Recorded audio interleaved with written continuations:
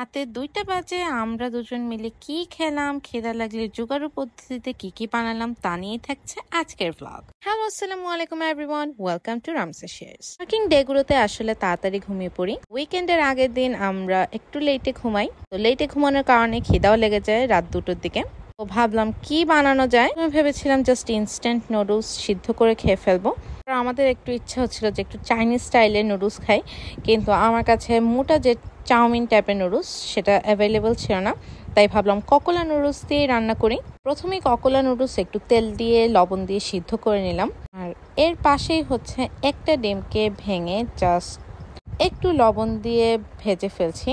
এরপর এই ডিমটাকে হচ্ছে একটু লম্বা লম্বা করে কেটে নিব, দেখতেও অনেক সুন্দর লাগে আর চাইনিজ স্টাইলের মনে হয় দেখতে। এরপর ডিমটাকে উঠিয়ে নিয়ে একই পাত্রে আর একটু তেল দিয়ে এর মধ্যে কিছু গার্লিক আর চিলি ফ্লেক্স দিয়ে দিব।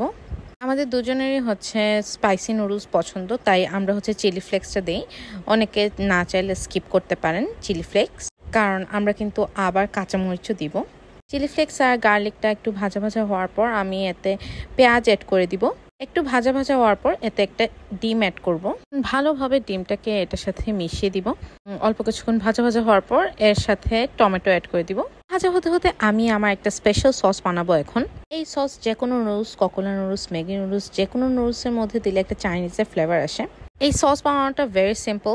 প্রথমে একটা বাটিতে সয়া সস, টমেটো সস আর চিলি সস নিব, একই পরিমাপে নিব। এরপর এতে নুডলসের যে মশলাটা থাকে এই মশলাটা অ্যাড করে দিব।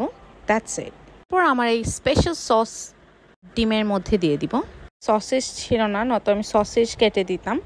তো চিকেন রান্না ছিল, এখান থেকে কিছু চিকেন নিয়ে জোগাড়ু পদ্ধতিতে একটু চিকেন নুডলস বানিয়ে ফেললাম। ভালোভাবে নেড়ে নিব মশলাটাকে।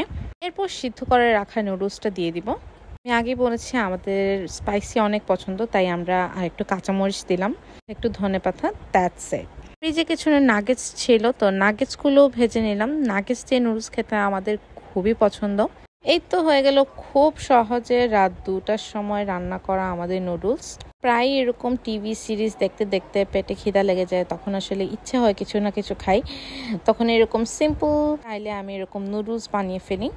আপনাদের এরকম রাত 2টোয় খিদা লাগলে কি রান্না করেন, কিভাবে খান আমাকে কিন্তু অবশ্যই জানাবেন। আজকের ভ্লগ এতটুকুই। Till then, tata, good by.